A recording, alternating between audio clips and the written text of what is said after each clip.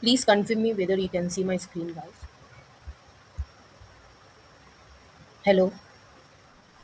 Yeah, and I want you two guys to be very much interactive, and I just want your curiosity. That's it. I'll start. Sure. APIs. APIs are abbreviated as Application Programming Interface. There is much more things we'll learn in this, and one of the important concept of system design. What are the applications in this slide we can see? Before moving on to the question above, I just want you two guys focus on there are five applications logos here. First of all, that is Instagram, Uber, Swiggy, Amazon, ChatGPT. What are all these applications? These are the applications that we use to interact each and every day with our friends in order to bring some of the food for transportation, in order to do some shopping, in order to grab some information. For these reasons, we use each and every application in our day-to-day life. Now let's move on to the question: how do these apps talk to their servers? So, what do you think, guys? What will be the answer? The answer will be APIs, that is Application Programming Interface.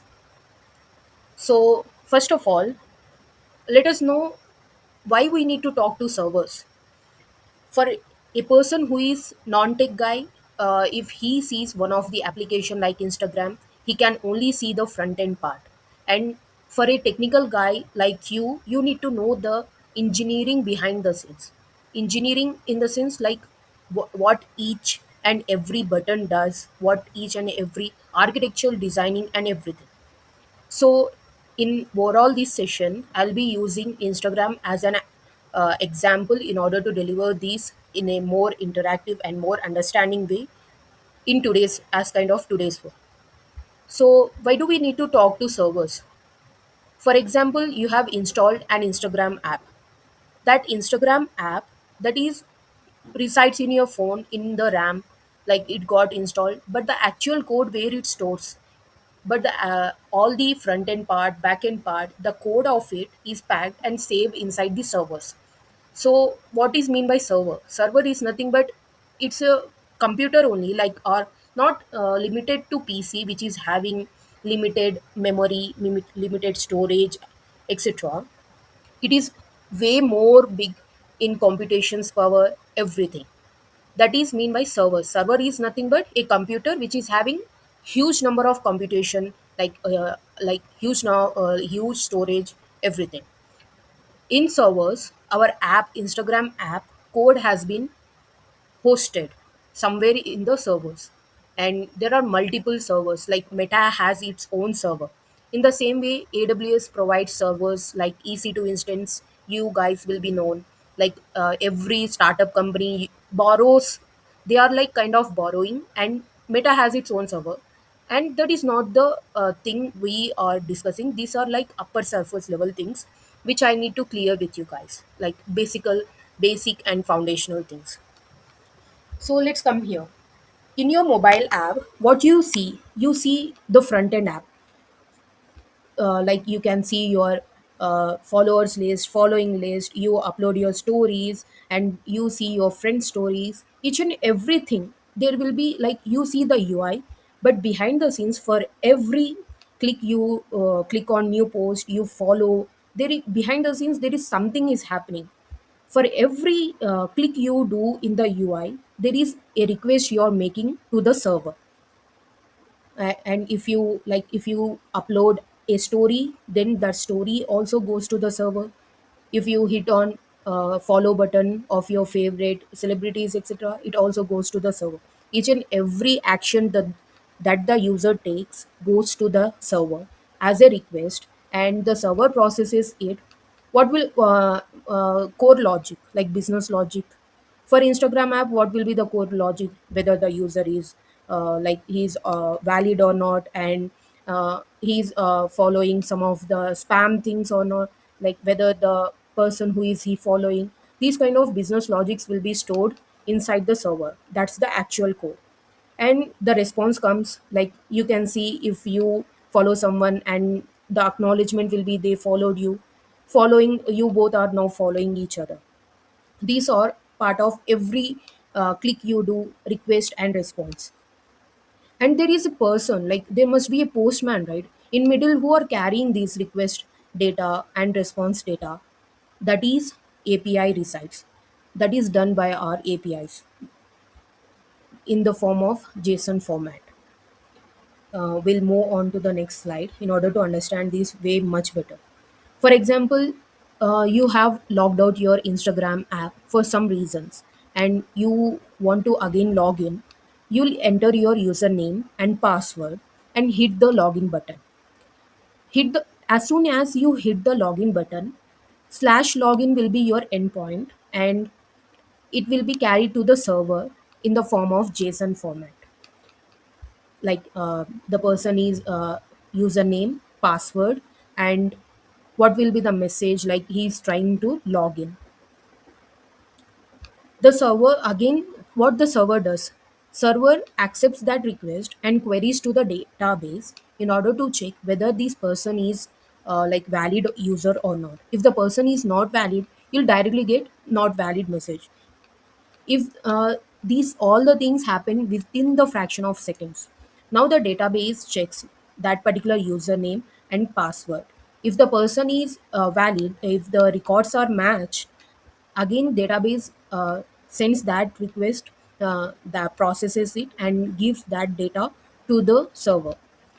Every exchange of the data in the form of JSON format, and this thing is known as who will like establishes request and response and goes to their processes it and bring back the data. That is done by the APIs. Once the user is matched, some records are match is found, again the server does some core logic here. Like if the user is banned somewhere, like why we need to do whether the person is valid or not. If your account is banned, you will get a message simply like no, you cannot able to log in because it is banned. If you are a valid user, then you will get successful login and your Instagram app will opens, and final login state, user is logged in and viewing feed. These are all the like as soon as you hit on the login button, these all these steps will be done within the fraction of seconds. So what did you get? What is mean by API? If someone asks you, API is a contract that allows two software systems to communicate in a standardized way. What do you mean by systems here? Front end is your one system. You will be having one software. Your front end is system. Your back end is one system, and you can say your database is part of systems, which establishes a contract between two software systems to communicate in a standardized way. We'll understand the meaning of this. What is mean by standardized way in the next slide. Before moving on to the next slide, I want to tell you that you guys have heard that while building, if you do how to build APIs in Python, we will use Fast API, Flask. If it is C Sharp, then we can use ASP.NET Core Web API. If it is Java, Spring Boot, these are the like backend things in order to build an API. If it is JS, Express.js you will use. Here we came to know one of the term called standardized way. What do you mean by standardized way? Standardized is nothing but having some standards. You'll be having some rules and regulations in your life in order to, like we'll be having some standards in order to do these things, that things. We are following those standards. For every person it is different. Here also, in order to establish that, in order to software systems to communicate, there are some rules and regulations. For that reasons only the world is surviving and we are building some of the most applications. If I think that I'll build my own rules, you will build your own rules, then we cannot able to build at least one software at the end of the day. So these rules are followed by each and every person in order to establish the communications and build some of the successful apps that we see nowadays, which are having some of the billions of users. Each and every rules. Here the rules are like, in order to talk to systems, we'll follow only these methods: get, post, put, patch, delete. Client sends request and server responses it. We'll know this thing. And in middle of this, we'll be having these methods that we are executing. If it is get method, like in our Instagram app, if we want to see our followers, we'll do get method. It is not like every time you'll open your Instagram app, it will be your followers will be always there. You'll see some of the loading button because the request is coming from the server. It is taking time because it doesn't reside in the front end. Actually your data is reside in the back end. Back end is the combination of server and database. In the database your actual username and your followers list, everything will be there in the database. So if it is in Instagram app, you'll see your followers list, following list. If it is post, in order to log in order to do some of the processing, we'll use post method. Put is in order to update. Patch is like in order to update a single thing. If it is delete, you're currently deleting it.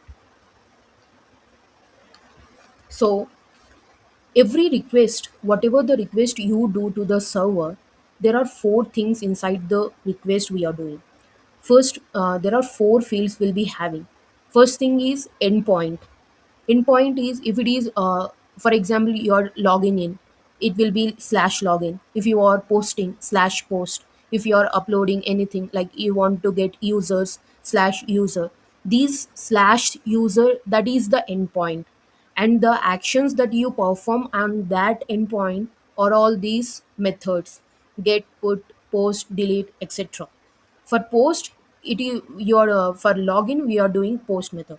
And the headers are like for every request we are requesting in the form of JSON packet, and the data which is coming back also in the form of JSON format. We are following one of the universal rule that every response and request will be in the form of JSON because it is like understood, it is lightweight. We will be having other forms as well, like slash XML, where we'll be using that for traditional banking applications. On the time, JSON is not that much familiar. So banking applications will be using XML. Right now, it is like lightweight. We are using JSON. And the fourth field, that is body, the actual user being sent here, the actual user, the data that you are sending. This is the example for login. You are sending username and password. So API request will be combination of four fields. Your overall that this particular JSON packet will consist of four things when you do slash login. That is endpoint, method, headers plus body. I think you got this idea right. API request. Uh, I'll take a pause here. I want to know, like, if you are having anything to uh, ask. Like, did you understood this? Hello. Yeah. Ta- you can Tanzim. You can. Yeah. Okay.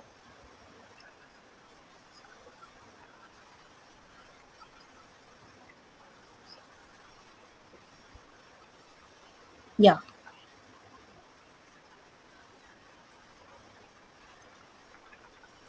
So. Yeah. Yeah. Okay.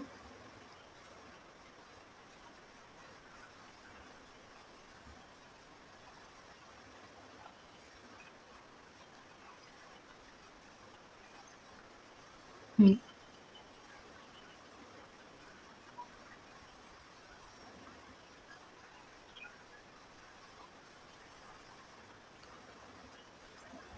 So first of all, I would like to clarify this thing. Here, post, put, these are not endpoints. Endpoint is like it is way bigger. Like slash login. Login will be your endpoint. On that, you will perform some of the operations like get, push. Yeah. Uh,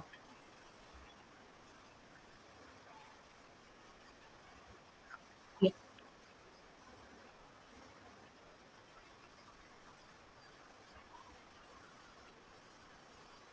Okay.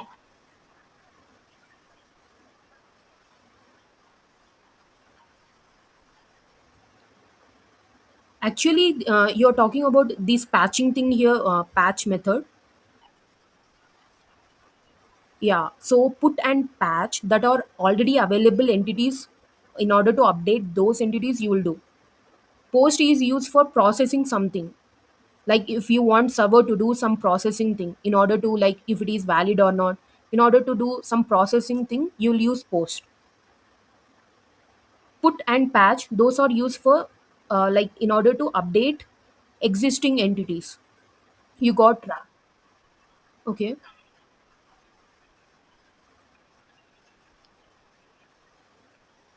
Okay.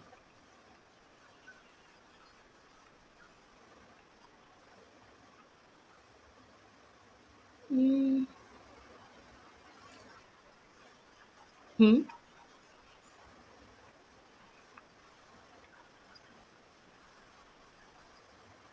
Oh, that's the good question, but I'm not getting what the thing you're talking about. Like, the idea. What is? Will you please tell me what is mean by patch you got here?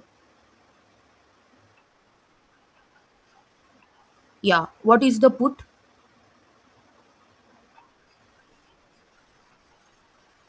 Yeah, correct. But put is like, I'll tell you. Wait. As you can see here, right? If you want to like change password. Hello, hello. Yeah. If you want to change the like here you are sending username and password. The message is like you're sending all the fields. You're getting my point, right? If it is put, you're sending all the data points. If it is patch, you'll directly go and say only one column name. Just change this and give me the response. Patch in the sense it is like only one column you are sending, and update that one only. If it is put, you will be sending some of the like forth and back things as well. Like forth will be username you are sending. If that matches, then change whole thing you are sending. You're sending many columns as well in order to change only one field. But patch, you're changing only one field only. No forth and back things you are sending along with the payload, along with the body. You got it right. Yeah. So is your question make sense regarding that? Yeah. Yeah. Yeah. Yeah. Welcome. So these are the typical API requests. uh, let's understand what the API response will be consisting of. So API response will be having two fields. One is the status code and one is the response body. So these makes clear things, Kiran, as well. Like you can see, in response also we are sending all the fields. We are getting like in request also we are sending all the fields, and response also getting all the fields. That makes our API that make our JSON packet heavy. In order to reduce that, like while updating, we'll use patch method. And there are some other API is a broad concept, and these get put post, these are like REST APIs. And we'll be having some of the GraphQL as well, where user can intend only what the field he wants. He can fetch those fields only, not by just sending all the fields and getting all the fields. That is that makes JSON heavy. But traditional systems, they are heavily rely on like traditional banking systems like that. They'll heavily rely on these things, so they are still using REST APIs. But as of now, you can see with updating technologies, there are GraphQL as well. API is a broad concept. There are many subsystems inside it as well. And status code, which tells that the message is successful, whether it is having some of the like redirection, bad request, 404 errors. These all things will be getting while in the status code. And response body will be like it carries the same message. JSON carries the same message back from the server to the client.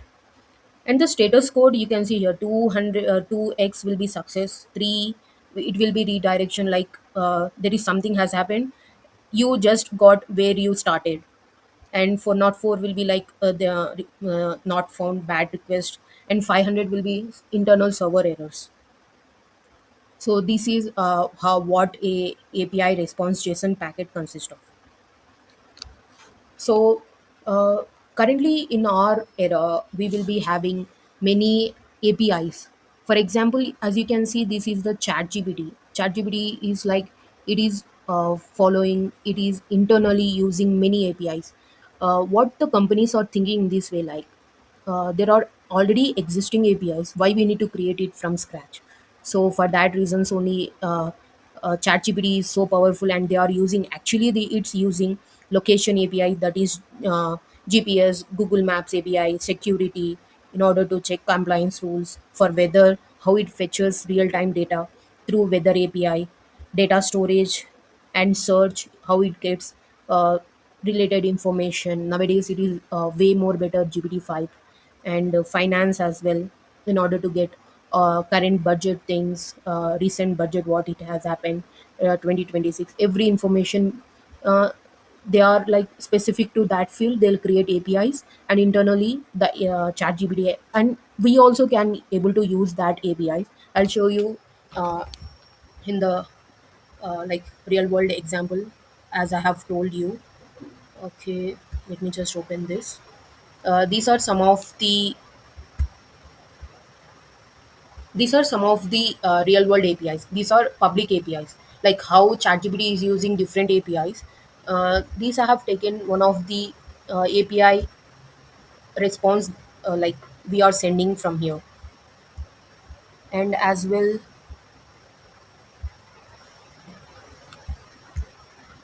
this is also one of the response that will be getting upon hitting these particular public apis. Don't worry regarding much, like how I'm showing you how the real world apis concept will work. Getting random pictures, this is the api response with message and status code. And I'll show you the real world implementation part of it. So, Kiran, are you there? So, which technologies, tech stock you will use? What? Okay, okay, okay. So, this is based on the Fast API Python I have built here. I'll explain you these things in a very easy way, like how a real world API we can use, and we do some of the application thing. Consider index.html is the front end, and main.py is our back end. We already know that backend is having server plus the database. I'll simply explain you the code. It's not, don't intimidate by seeing this. This is the first API, and the application that we are calling it as demo of APIs, and we will be using CORS. Uh, you know what is mean by COR, cross origin resource sharing. This is simply like the server is giving permission to the front end in order to use its resources. It's simply that in order to use my main.py API endpoints in the front end, that is index.html, I need to give the permission from my end. For that reasons, I have given this course. We'll discuss about it in the later classes. This is the database, like we are mocking some of the database. As I have told you, every JSON response, every response will be in the form of JSON. So we'll be considering three fields. This is just mock database, and we'll be having two endpoints. This is the what I can say, real world API, public API it is. It will fetch you any random dog, and we'll be considering one more thing, that based on IDs as well. If it is that particular ID not found, please give me, don't throw for not for error, and give me the human readable error message, because we will know, will, as a developer we can know that particular message, but the users may not be known, and we need to show them a clear message. And default will be like, directly go to this message as soon as I hit on the uh, button. I'll start my application. So we'll understand this index.html as well. This is the CSS of our, just think that this is front end and this is back end, where we'll be using here getting my response, always target these server. Here the server I'm using is local server. That is for Python it will be UV corn, and I'm giving wait the containers. If it is first button, hit any random pick. If it is second button, please hit fetch it from the server. Go to the server, get that particular ID, hit that API.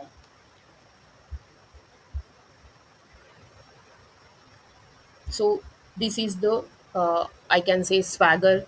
um, where is the this one?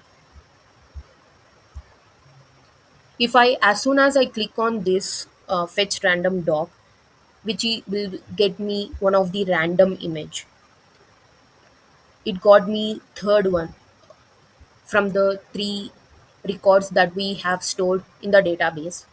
I got some of the image here. This is my front end. This is actually your Instagram app, how it works. And if you click on some actions, it will perform, go to the your backend server, and does the thing within the fraction of seconds. As you can see here, 200. Okay, the message is success. And if you want to search by ID, if I want to give to, it gets me to. If I have given like something that is not present, we'll be having currently three records. But as I hit the by giving 5, I'll get a beautiful message that is uh, API layer intercept error. Like this is what my UI shows, and this is actually what I can understand as a developer. So this is how the real world applications integrate APIs inside their UI, inside their day-to-day applications in order to perform things. And some of them build from scratch, and some of them like build their like use existing ones. So I'll take a pass here. Yeah, we'll be coming into the end, and I want you to ask any doubts that are regarding this. Yeah, Kiran. Wow. Okay. So, Madhu, what about you? I think she has left.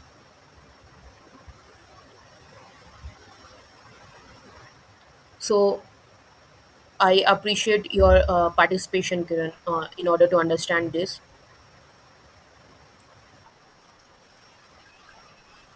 So,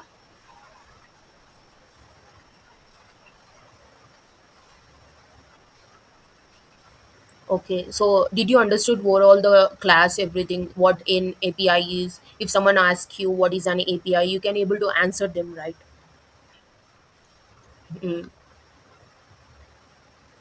Okay. I'll also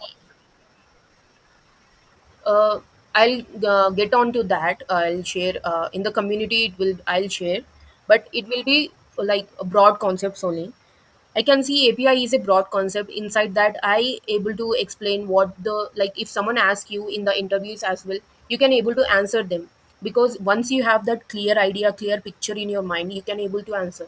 So for that, I'll come up with the next class as well.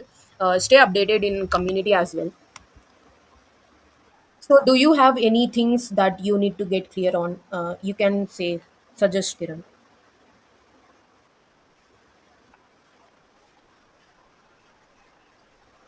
Okay.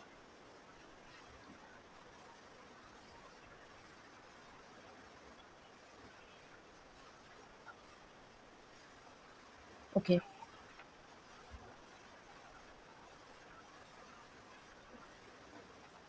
In the part of scaling, like how you can use catching readies, that part, right?